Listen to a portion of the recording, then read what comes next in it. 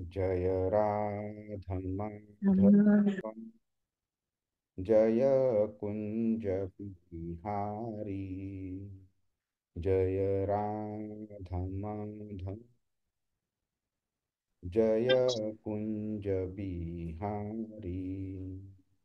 जय गोपी जन वल्लभ गिरिवरधारी।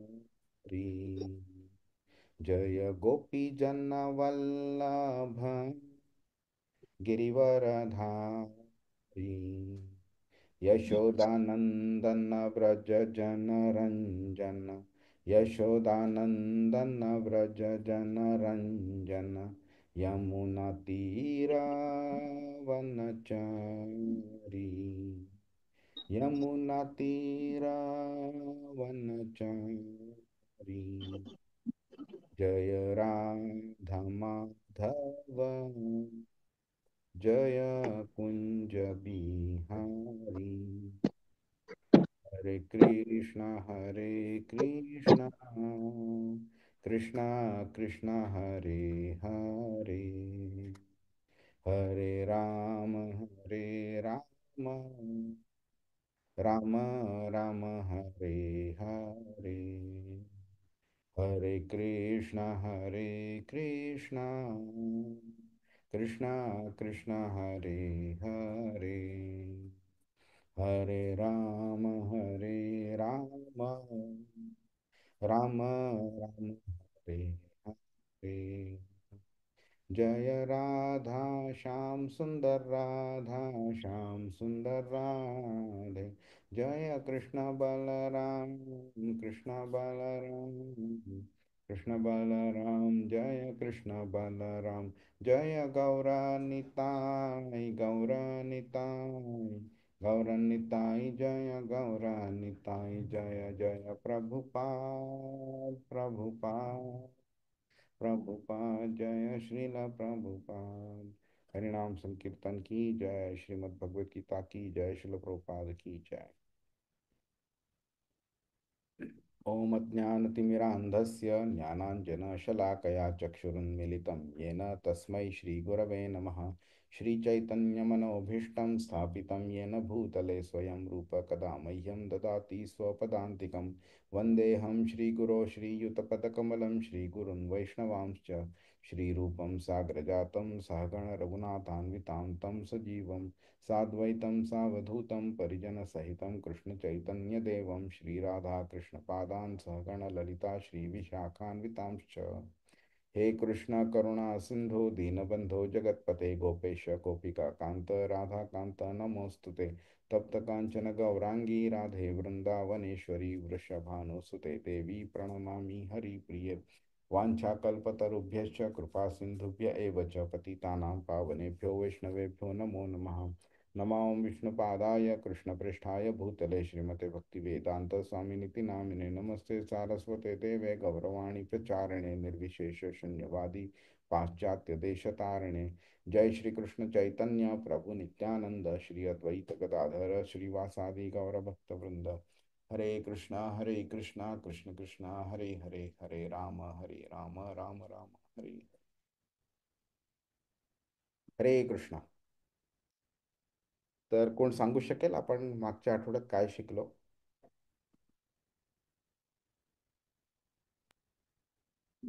हरे कृष्णा प्रभूजी. हरे कृष्ण। आपण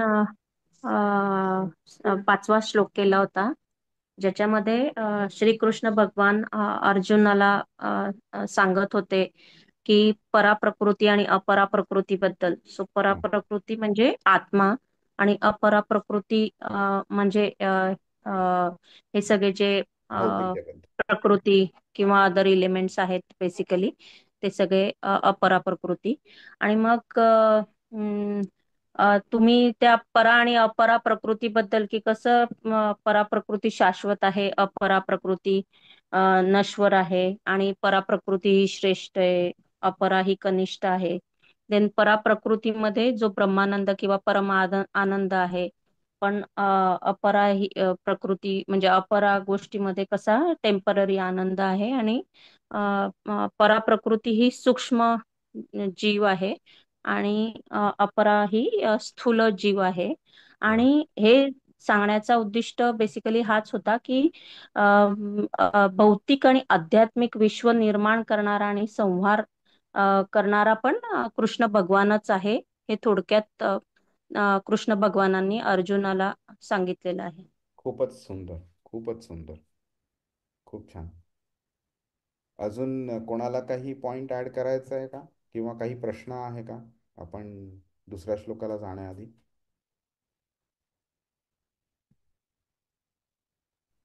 नाही प्रभू. नाही. चला, ठीक आहे. तर आपण आज सहावा आणि सातवा श्लोक बघायचा प्रयत्न करू. तर सहावा, हे दोन्ही श्लोक आहेत ना, हे प्रिन्सिपल ओरिएंटेड आहेत. हं? तर आपण शिकून घेऊया. सहावा श्लोक, सातवा अध्याय.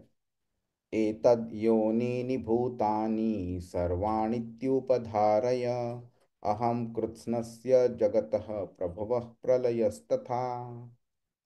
अनुवाद. हरे कृष्णा. सर्व सृष्ट प्राणीमात्रांचा उगम या दोन शक्तींमध्ये होतो. या जगतामध्ये जे काही भौतिक आणि आध्यात्मिक आहे त्यांचा उत्पत्तीकर्ता आणि प्रलयकर्ताही मीच आहे, हे निश्चितपणे जाण. हरे कृष्णा. आता किती डिफरंट टाईपचं नॉलेज कृष्ण देतोय बघा आपल्याला. आत्तापर्यंत म्हणजे सहाव्या अध्यायाच्या शेवटपर्यंत कृष्णाने स्वतःबद्दल किती कमी सांगितलेलं. आणि आता तो सगळं स्वतःबद्दल सांगायला चालू करतोय. तर इकडेच आपल्याला जाणवून येतं की हे जे ज्ञान आहे ना, ते खरंच खरोखरच विशेष ज्ञान आहे. आणि म्हणून त्याला विज्ञान म्हणतो आपण. तर कृष्णाबद्दलचं ज्ञान मिळवणं म्हणजे बाकी सगळ्या गोष्टींचं ज्ञान ऑटोमॅटिकली मिळण्यासारखं आहे. बरं. आता कारण का, तर कृष्ण हा ह्या बाकी ज्या काही सगळ्या गोष्टी आहेत ना त्याच्यामध्ये समाविष्ट आहेत. तर एक इंजिनियर बोलतो ना की मी ही गाडी बनवली. तर एका गाडीबद्दल जर आपण संपूर्ण ज्ञान मिळवायचा प्रयत्न केला तर मिळेलही आपल्याला त्या गाडीचं ज्ञान. पण त्या गाडी मागे ज्या इंजिनियरचं डोकं आहे त्याबद्दल आपल्याला ज्ञान नाही मिळणार. पण जर आपण त्या इंजिनियरला संपूर्णपणे समजलो आपण, तर इंजिनियर कसा विचार करतो, काय तसे डिझाईन्स तसे का बनवतो वगैरे, तर ऑटोमॅटिकली गाडीबद्दल पण आपल्याला समजून येतं. त्यामुळे ह्या ज्या दोन्ही प्रकृती आहेत, पराप्रकृती किंवा अपराप्रकृती, ह्या दोन्ही त्याच्याच एनर्जीज आहेत. हे त्याच्याच गोष्टी आहेत. त्याचा उत्पत्ती करता क्रिएटर आणि डिस्ट्रॉयर तोच आहे तो. आणि त्यामुळे तो आपण कृष्णाबद्दल जाणलं की हे ऑटोमॅटिकली आपल्याला बाकीच्या गोष्टी समजून येतात. तर त्यांनी काय केलंय, चौथ्या श्लोकामध्ये जगत बद्दल माहिती दिली आणि नंतर पाचव्या श्लोकामध्ये जीव बद्दल माहिती दिली. आता जगदीश बद्दल माहिती देतोय तो आपल्या. आणि जगदीश बद्दल माहिती देताना तो काय करतोय की तो कोणत्या लेवलला आहे हे तो आपल्याला सांगतोय. म्हणजे आपल्याला कळू शकतं की बाकीचे जे काही गोष्टी आहेत, ज्या काही आपल्या मनात विचार येतात ना, ज्या काही गोष्टी अस्तित्वात आहेत, आपल्याला दिसतात, दिसत नाहीत, स्पर्श होतात, स्पर्श होत नाहीत, ज्यांच्याबद्दल ऐकलंय, नाही ऐकलंय, जे काही आहे ते सगळंच्या सगळं त्याला इन्फिरियर आहे. म्हणजे जे काही आहे ते त्याच्याकडनं आलेलं आहे आपल्याला.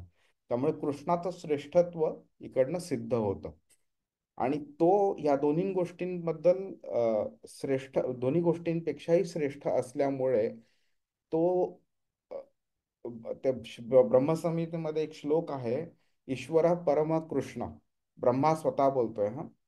ईश्वर परम कृष्ण सच्चिदानंद विग्रह अनादिरादिर गोविंद सर्व कारण कारणम. जे परम सगळ्या ईश्वरांचा जो परम ईश्वर आहे तो कृष्ण आहे. हा. सर्व कारण कारणम, सगळ्या कारणांचं मूळ कारण कृष्ण आहे. त्यामुळे इथे तो जे सांगतोय ना त्याचं ते की तो एक अंतिम कारण बनतोय सगळ्या गोष्टींचं. आणि एव्हरीथिंग, आपल्या जीवनातल्या गोष्टी असो, प्रकृतीच्या गोष्टी असतो, बाकी सगळ्या गोष्टी असो, त्याचा एक जो सेंटर पॉइंट म्हणतो ना, त्या सगळ्या गोष्टी अराउंड कृष्णाच रिव्हॉल्व होतात ह्या. आणि हे आपल्याला एक्सेप्ट करायला थोडं डिफिकल्ट जाईल, कारण आत्तापर्यंत आपण जे शिकलोय ते कृष्णाबद्दल एक म्हणजे हा देव आहे, आपण त्याला मानू शकतो आपण. पण त्याला सुप्रीम देव आहे हे मानणं आपल्याला डिफिकल्ट जातं, कारण त्या पद्धतीने आपण शिकलेलो आहोत आतापर्यंत. भगवद्गीता संपूर्णपणे व्यवस्थित, टेक्निकली परफेक्ट अशा रीतीने आपण शिकलेलो नाही आहोत. त्यामुळे आपल्याला ते एक्सेप्ट करायला डिफिकल्ट जातं की मूळ कारण सगळ्या गोष्टींचं कृष्ण आहे. सगळ्या गोष्टींची निर्मिती आणि त्यांचं संहार हे कृष्णामुळेच होतं. हे समजणं थोडं डिफिकल्ट जातं आपल्याला. नंतर कृष्ण फक्त क्रिएशन आणि डिस्ट्रक्शन करतो का, तर त्या व्यतिरिक्तही तो करतो. त्याला आपण मेंटेनन्स म्हणतो. तर आपण आतापर्यंत सोसायटीने शिकवल्याप्रमाणे आपण ऐकतो ना, की ब्रह्मा क्रिएट करतो, विष्णू मेंटेन करतो आणि शिवा डिस्ट्रॉय करतो. राईट. ते कितपत सत्य आहे आणि त्यामागे जे सत्य आहे ते खरं सत्य काय आहे ते आपल्याला तेव्हा कळू शकतं की श्रीमद भागवतम वाचल्यावरती आपण कळू शकतं की भगवान शिव कोण आहेत, ब्रह्माजी कोण आहेत, ते कसे उत्पन्न झाले. हा. आणि मग त्यांच्या मागे कृष्ण कोण आहे, विष्णू कोण आहे हे कळल्यावरती ना आपल्याला मग ती लिंक व्यवस्थित लागू शकते की श्रीकृष्णाला मूळ कारण का म्हटलेलं आहे ते. आता आपण जरा या श्लोकाचा मुख्य अर्थ बघून घेऊया. एतद योनिनी भूतानी. आता एतत म्हणजे काय, तर आधी 2 श्लोकांमध्ये त्यांनी रेफरन्स दिलेला भौतिक प्रकृती आणि जीवात्मा. त्यामुळे एतत ह्या दोघांच्या रेफरन्स बद्दल बोलतात की एतत योनिनी म्हणजे ह्या दोघांच्या मधनं जे क्रिएट होतं आणि ह्या दोन्ही जे क्रिएट होतात, ओके, त्याच्यामधनं त्याचं जे उगम आहे, ओके, मग ह्याच्यातनं कितीही मोठा असो किंवा कितीही सूक्ष्म असो, काहीही जे क्रिएट होतं ते ह्या 2 प्रकृतींच्या मधनं क्रिएट होतं. आणि आपण एक्झाम्पल घेऊ शकतो की एक छोटासा आत्मा मोठ्या मोठ्या महासागरामध्ये, जो देवमासा आपण बोलतो ना, ब्ल्यू व्हेल बोलतो, त्या माशामध्ये सुद्धा एक आत्मा असतो. एक मोठं वडाचं झाड असतं, विशाल विशाल वृक्ष असतं, म्हणजे शेकडो शेकडो हजारो वर्षां जगलेलं असतं. इतकं मोठं झालेलं असतं म्हणजे ज्याची मुळं अक्षरशः 100-100, 500-500 मीटर लांब पसरलेली असतात. त्या झाडाच्या मागे सुद्धा जो एक सूक्ष्म आत्मा आहे तो, आणि एक जो अमिबा म्हणतो ना, सर्वात छोटा जंतू आपण ज्याला जाणतो, त्याच्या मागे सुद्धा एक सूक्ष्म आत्मा आहे. हे दोन्हीही ह्या तत्वांवरती आहेत. त्यांचं शरीर ह्या भौतिक जगतातल्या एलिमेंट्स मधलं बनलेलं आहे आणि आत्मा पराप्रकृतीतनं जन्म आहे. मग नंतर काय, तर ही परा आणि अपरा प्रकृती आहे. तर परा प्रकृतीमध्ये चैतन्य आहे, ओके, आणि ती शाश्वत आहे. आणि अपरा प्रकृतीमध्ये चैतन्य नाही आहे, ते नॉन लिव्हिंग थिंग आपण त्यांना बोलतो, बरोबर. आणि का तसं, तर त्याच्यामध्ये आत्मा नाही आहे आणि ते अशाश्वत आहे. म्हणजे काय, की ते आज आहे, उद्या डिस्ट्रॉय केलं जाणार, परवा परत क्रिएट केलं जाईल, नंतर परत डिस्ट्रॉय केलं जाणार. आणि अजून एक छान डिफरन्सिएशन कॅरेक्टरिस्टिक आहे दोघांमधला, म्हणजे आत्म्याचा जो मूळ स्वभाव जो आहे ना, मूळ जे आहे ते सेम आहे. प्रत्येक आत्मा एक्झॅक्टली सेम क्वालिटीचा बनलेला आहे. पण जे भौतिक जे आहे ते वेगळ्या वेगळ्या गंधांमध्ये, वेगळ्या वेगळ्या रूपांमध्ये, वेगळ्या वेगळ्या स्पर्शांमध्ये वगैरे, वेगळ्या वेगळ्या आवाजांमध्ये आपल्याला आपल्या समोर येतं. आणि म्हणून आपण त्याच्याकडे आकृष्ट होतो आपण. आणि खरं आकृष्ट आपण कुठे व्हायला पाहिजे, आपल्याला माहिती आहे. सर्वानित्युपधारय, मग ते जीव कितीही मोठे असो कितीही छोटे असो, ह्या 2 प्रकृतींच्या कॉम्बिनेशननी ते बनलेलं आहे. ते नंतर आपण वाघाला बघू किंवा एका झाडाला बघू किंवा एका बिल्डिंगला बघू, ओके, त्यांची जी रचना जी आहे त्याचं फक्त बाहेरची रचना वेगळी आहे. बाकी आतमध्ये जो आत्मा आहे तो कॉमन आहे. तो आत्मा कॉमन म्हणजे कॅरेक्टरिस्टिक वाईज. तर आपण नंतर ह्या पुढच्या स्लाइडमध्ये हे पण बघून घेऊया की हे जे चैतन्य जे असतं आत्मामध्ये आणि प्रकृतीमध्ये नसतं. तर त्यात काय फरक आहे ते, काय त्याचं इम्पॉर्टन्स आहे ते. नंतर कृष्ण बोलतोय अहम कृष्णस्य जगतः प्रभव प्रलयस्तथा. प्रभव म्हणजे क्रिएशन, प्रलय म्हणजे डिस्ट्रक्शन. तर जे पण काही याच्यामध्ये आहे, या संपूर्ण प्रकृतीमध्ये, त्यांचं क्रिएशन आणि डिस्ट्रक्शन माझ्या कंट्रोलमध्ये आहे. ठीक आहे. त्यामुळे सृष्टीचं निर्माण आणि सृष्टीची डिस्ट्रक्शन हे कृष्णाच्या कंट्रोलमध्ये आहे. हे आता समजणं थोडंसं अजूनही डिफिकल्ट असेल. क्रिएशन अँड डिस्ट्रक्शन हा कॉन्सेप्ट समजणंच डिफिकल्ट असेल. पण त्याच्या मागे कृष्ण आहे हे एक्सेप्ट करायला अजूनही डिफिकल्ट होईल. कारण आपल्या दृष्टीने काय झालंय आतापर्यंत, सोसायटीने आपल्याला काय शिकवलंय, की कृष्ण आला, जन्मला, त्यांनी काही कार्य केले, छान छान व्यवस्थित कार्य केले, आणि तो मेला. हे अशा प्रकारचं आपण शिकलेलो आहे. पण तो मेला नाही, आणि तो स्वतःच्या शरीरासकट तो त्याच्या धामी परत गेला. तर ह्याचं उत्तर आपल्याला श्रीमद भागवतम भरपूर ठिकाणी देतं. भरपूर म्हणजे भरपूर ठिकाणी देतं. भगवद्गीता पण सांगतच म्हणा. 4थ्या अध्यायातल्या 6व्या श्लोकात पण कृष्ण बोलतो ना, की माझं हे शरीर आहे ते अव्ययी आहे. अव्यय कोणाचं होतं, म्हणजे ज्याचा लय होऊ शकतो, ज्याचं डिस्ट्रक्शन होऊ शकतं, ते त्याला व्यय म्हणतो. आणि ज्याचं ते होऊ शकत नाही त्याला आपण अव्यय म्हणतो. कृष्ण बोलतो की माझं हे शरीर अव्ययी आहे. आणि शुकदेव गोस्वामींनी श्रीमद भागवतमध्ये जेव्हा कृष्णाची जी लीला झाली, ज्याच्यामध्ये तो नंतर तो परत गेला, तर जरा नावाच्या पारध्याने कृष्णाच्या पायाला बाण मारला. हं? त्याच्यानंतर कृष्णाने अजून काय काय केलं ते मी एका लेक्चरमध्ये, जवळजवळ 15 मिनिटाचं लेक्चर होतं, त्याच्यामध्ये मी सगळं डिस्क्राईब केलेलं. तर प्रिन्सिपल लेवलला सांगतो मी. तर शुकदेव गोस्वामींनी कृष्ण स्वधामोपगते असं बोललेले आहेत, आणि त्या दुसऱ्या एका श्लोकामध्ये स्वतनुम हा शब्द वापरलेला आहे. तनु म्हणजे शरीर, स्वतनुम म्हणजे स्वतःच्या शरीरासकट तो गेलेला आहे. ओके. तर एक व्यक्ती ज्यांनी कंसासारख्या व्यक्तीला 13व्या 14व्या वर्षी मारलं, ज्यांनी इतक्या इतक्या असुरांचा संहार केला, वेगळ्या वेगळ्या प्रकारांचे जे असुर त्याच्यासमोर आलेले, त्यांना संहार केला, ज्यांनी इतके इतके बाण त्याच्या शरीराला लागले, जेव्हा तो अर्जुनाचा सारथी होता. तुम्हाला वाटतं की त्याच्या फक्त डाव्या पायाच्या करंगळीला एक बाण लागला तर कृष्ण मरू शकतो म्हणून? म्हणजे हे इमॅजिन करणं सुद्धा मूर्खपणा आहे. आणि आपली इमॅजिनेशन आपलं मूर्खपणा दर्शवते तर दर्शवते, पण आपण शास्त्रावरती विश्वास ठेवत नाही, तो त्यापेक्षाही मोठा मूर्खपणा आहे.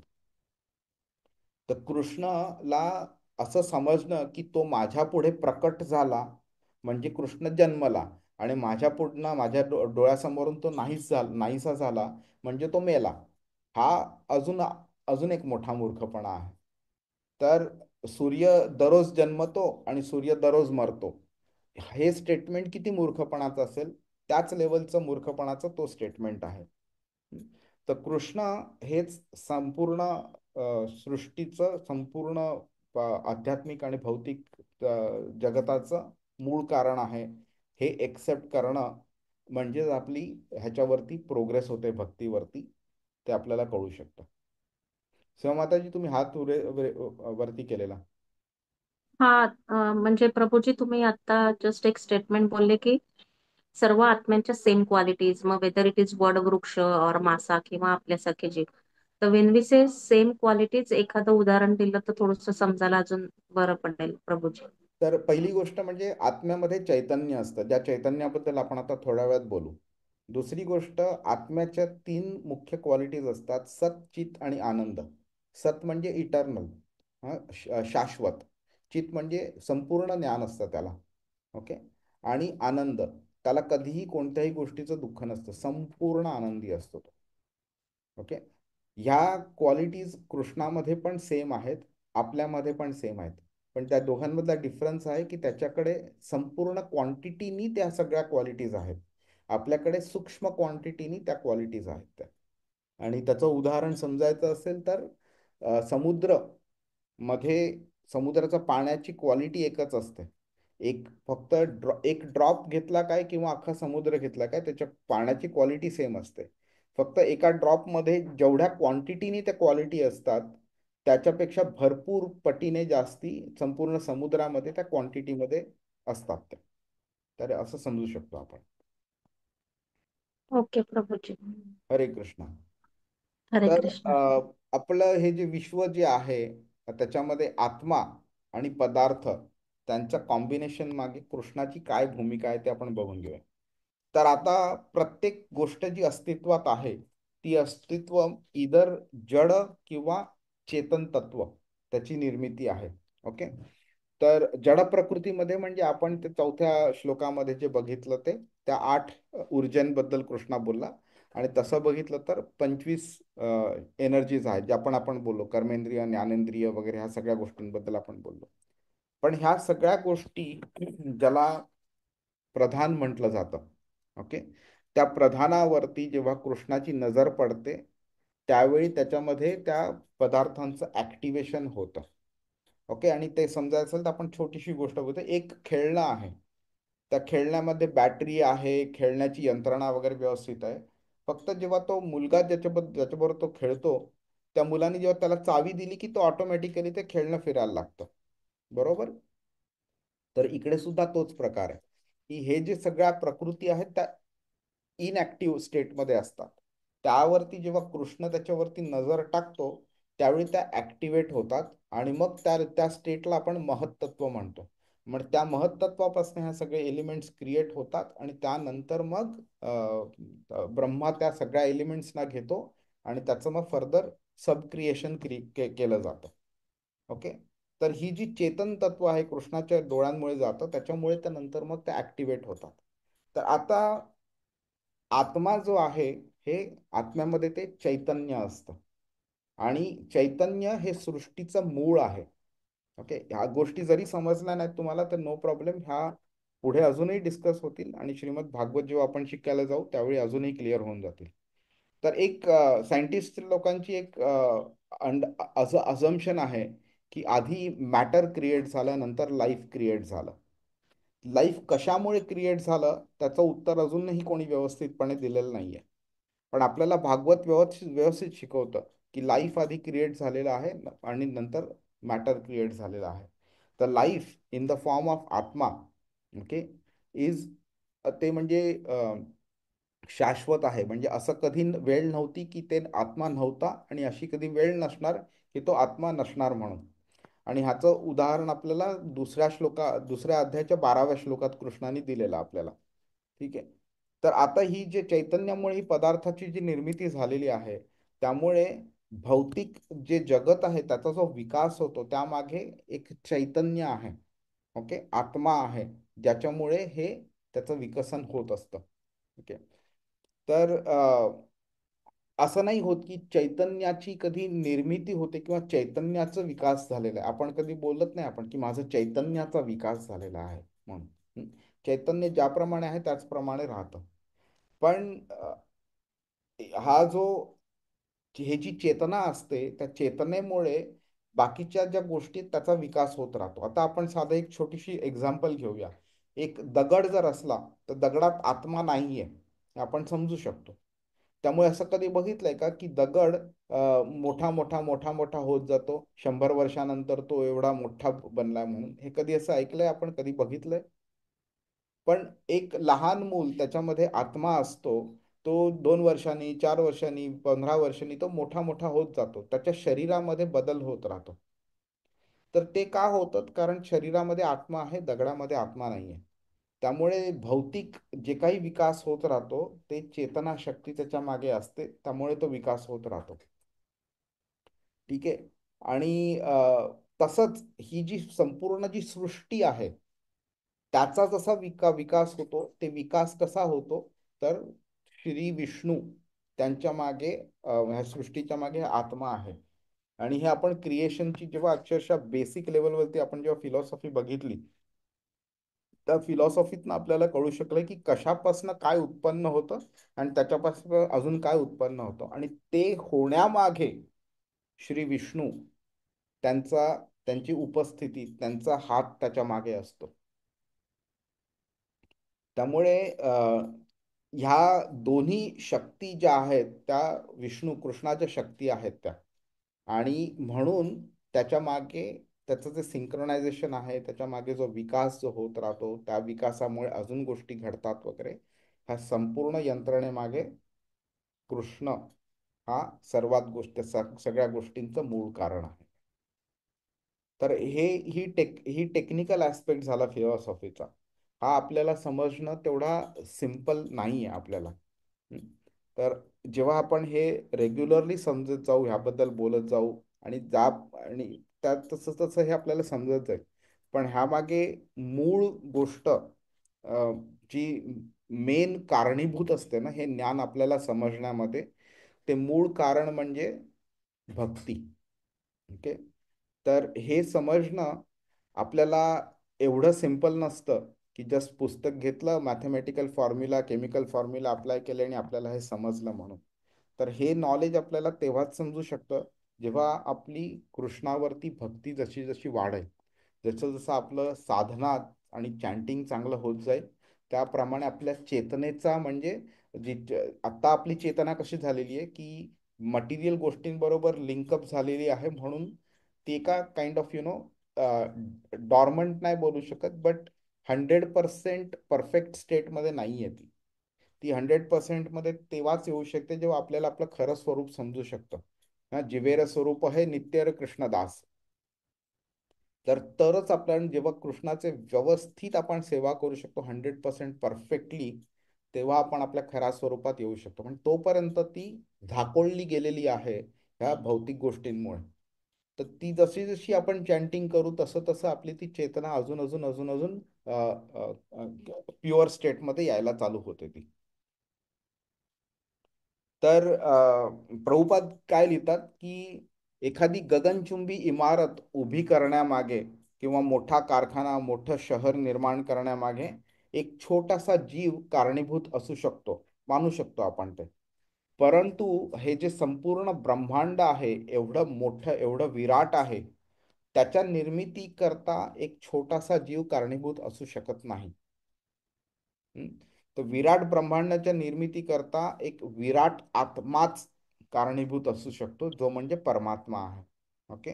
क्षीरोदक्षाई विष्णूबद्दल आपण बोललेलो. तर भगवान कृष्ण हे त्या सूक्ष्म जीव असो किंवा परमात्मा असो, त्याचं कारण भगवान श्रीकृष्ण आहे. ते सगळ्या कारणांचं कारण आहे ते. कठ उपनिषदमध्ये ह्याबद्दल लिहिलंय, नित्यो नित्यानाम चेतनश चेतनानाम. म्हणजे एक नित्य बाकी सगळ्या नित्यांच्या मागे कारणीभूत असतो आणि एक चेतना, कृष्णाची चेतना, बाकी सगळ्या चेतनांच्या करता कारणीभूत आहे. तो भगवान जो आहे तो सर्व नित्यांमध्ये स्थित आहे आणि सर्व चेतन प्राण्यांमध्ये तो परम चेतना आहे ती. तर हा श्लोक आपल्याला म्हणजे जीवात्मा परमात्मा ह्यांचा जो संबंध आहे तो पण अंडरस्टँड करायला मदत करतो. आणि परमात्मा हे शाश्वत आहेत आणि संपूर्णपणे स्वतंत्र आहेत. अभिज्ञ स्वराट असं त्याचं डेफिनेशन दिलंय श्रीमद भागवतमध्ये. स्वराट म्हणजे इंडिपेंडंट. पण आपण नेहमी परमात्म्यावरती अवलंबून असतो. ओके. तर ह्या श्लोकाचा आपण भक्तियोगाशी कसा संबंध जोडू शकतो, तर ह्या श्लोक समजल्यामुळे आणि इवन ह्याच्यानंतरचा श्लोक समजल्यामुळे आपल्याला भग भ भगवानांची जी लेवल आहे ना, सर्वोच्च स्थिती आहे, ती समजून घेण्यामध्ये आपल्याला मदत करतो. आणि त्याच्या मागे मग आपल्याला भक्ती काय आहे, भक्ती का करावी, त्याचा अर्थ समजू शकतो आपण. सगळ्या कारणांचं कारण कृष्ण आहे हे समजणं म्हणजेच त्याला आपण सुप्रीम हे एक्सेप्ट करण्यासारखं आहे. आणि जेव्हा आपण एखाद्याला सुप्रीम एक्सेप्ट करतो, तर त्यापुढे आपल्याला सरेंडर जाणं हे आपलं कर्तव्य बनतं आणि सरेंडर करण्यामध्ये आपल्याला काही बाधा पण येत नाही, आपला इगोमध्ये येत नाही मग आपल्याला. आणि आपल्याला हेही कळतं की भौतिक ह्या ज्या गोष्टी आहेत ह्या टेम्पररी असल्यामुळे आपल्याला त्याबद्दल एक डिटॅचमेंट, विरक्ती क्रिएट करण्यामागे आपल्याला त्याची मदत होते आपल्याला. जेव्हा आपल्याला एखादी गोष्ट कळते, आता लेट्स से फॉर एक्झाम्पल एक खूप जुना पुराणा कपडा आपल्याकडे आहे. तर आता तो 2-3 ठिकाणी त्याला भोका आलेली आहे, थोडा जीर्ण पण झालेला आहे वगैरे. तर त्याला नंतर टाकून देणं आपल्याला किती सिंपल पडतं. तर का तर आपल्याला माहिती आहे की बाबा हा आता काही कामाचा राहिला नाहीये. बरोबर.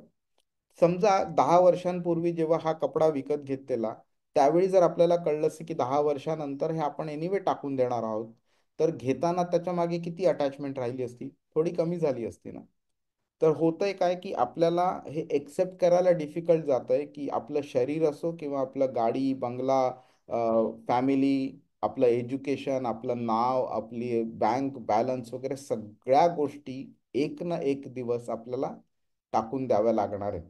म्हणजे असं नाही की आपण स्वखुशीने टाकून देऊ, लोकांना ते डिफिकल्ट जातं. आणि ज्या लोकांना ते स्वखुशीने टाकून द्यायला डिफिकल्ट होतं, त्यांना यमदूत असो किंवा कोणी असो, त्यांना अक्षरशः ओढून घेऊन जातात. यमपाश म्हणतात त्याला. तसे त्या यमपाशांनी बांधतात त्याला आणि ओढून घेऊन जातात हेल्पलेसली. कोणीही काहीही करू शकत नाही, आता बांधून नेतात त्याला. तर हे जेव्हा आपल्याला समजतं की हे आपण सगळं टाकून देणार आहोत, तर त्यामागे ऑटोमॅटिकली डिटॅचमेंट निर्माण होते. त्यामुळे हा श्लोक आहे ते आपल्याला हे समजून घेण्यामध्ये मदत करतो आपल्याला की भौतिक गोष्टींबद्दल आसक्ती ठेवणं निरर्थक आहे म्हणून. आणि म्हणून मग नंतर rather than living life negatively, okay, की सगळ्या गोष्टी निगेटिव्हली बघण्याची आवश्यकता नाही. कृष्ण बोलतो की हे सगळं माझंच आहे, तू पण माझा आहेस, हे भौतिक प्रकृती पण माझी आहे. तू माझ्याकडे ये, तू माझी प्रार्थना कर, मला सरेंडर कर आणि माझं नाम जप करत राहा. तू माझ्याकडे ये, मग तुला संपूर्ण आनंद मिळेल, सच्चित आणि आनंद. तर आपल्याला काय होतं की कृष्णावरती विश्वास नसतो आपल्याला. हा. आणि किंवा शास्त्रावरती पण विश्वास नसतो. आपल्याला वाटतं की नाही नाही, मला मृत्यू कधी येऊच शकत नाही, किंवा मी हे शरीर कधी सोडू शकत नाही, माझा नाश कधी होऊच शकत नाही. आणि ती भीती पण आपल्या मनात असते आणि आपण सोडण्याची इच्छा पण ठेवत नाही. पण हा श्लोक आपल्याला जाणीव करून देतो की बाबा, तुझं शरीर म्हणजे अक्षरशः एक छोटासा कण पण नाहीये पूर्ण ब्रह्मांडामध्ये. पूर्ण ब्रह्मांडाचाच विनाश होतो आणि नंतर परत क्रिएट होतो ते. तर तू कोणत्या, म्हणजे कोणत्या अशा स्थितीमध्ये आहेस की ज्यामुळे तुझं हे होणार नाही, म्हणून विनाश होणार नाही. तर हे रिअलायझेशन होणं खूप आवश्यक आहे. जेव्हा आपल्याला कळतं की बाबा हे जिकडे आपण आता आहोत ते म्हणजे नश्वर आहे, तरच आपण ह्याच्या मागे डिटॅचमेंट डेव्हलप करू शकतो. मग आपली इच्छा निर्माण होते फाइंड आउट करायला की पण नश्वर नाही असं काय आहे म्हणून. मग आपण कृष्णाकडे धावायला चालू करतो. फॉर एक्झाम्पल, एक जेल आहे समजा. त्या जेलमध्ये एखाद्या क्रिमिनलला शिक्षा दिलेली आहे, तिकडे आजन्म कारावासाची शिक्षा दिलेली आहे. ठीक आहे. समजा आजन्म नाही, 14 वर्षाची. पण त्या जेलमध्ये त्या व्यक्तीला सगळ्या संपूर्ण सुख सोयी सुविधा सगळ्या दिल्या, जेवढ्या पण मनुष्य इमॅजिन करू शकेल तशा सगळ्या सुविधा दिल्या. तर त्या व्यक्तीला जेलमधनं कधी बाहेर यायची इच्छा निर्माणच होणार नाही. पण जर का त्याला जाणवायला लागलं की अरे हे खरी माझी जागा नाहीये, माझी जागा बाहेर आहे, त्यावेळी तो बाहेर येण्याचा प्रयत्न करतो. जेव्हा आत्म्याला कळतं की कृष्ण अल्टिमेट आहे, कृष्णाकडे जाणं अल्टिमेट आहे, ह्या बाकीच्या सगळ्या गोष्टी नॉनसेन्स आहेत, त्यावेळी मग तो कृष्णाकडे जाण्याचा प्रयत्न करतो आणि ऑटोमॅटिकली मग ह्या गोष्टी तो सोडायला चालू करतो. हरे Krishna. Hare Krishna, Hare Krishna, Krishna